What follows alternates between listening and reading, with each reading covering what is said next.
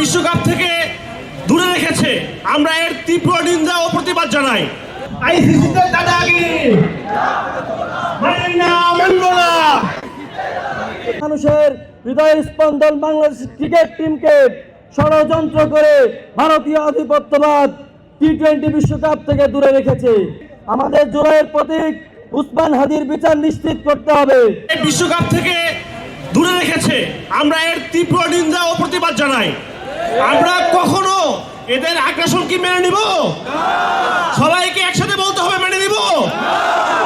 দিল্লি না ঢাকা, আইসিসিতে দাদাগিরি মানি না, মানব না। আইসিসিতে মোড়লগিরি মানি না, মানব না।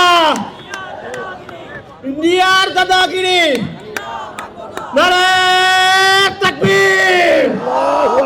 মানুষের হৃদয় স্পন্দন বাংলাদেশ ক্রিকেট টিমকে ষড়যন্ত্র করে ভারতীয় আধিপত্যবাদ টি-20 বিশ্বকাপ থেকে দূরে রেখেছে।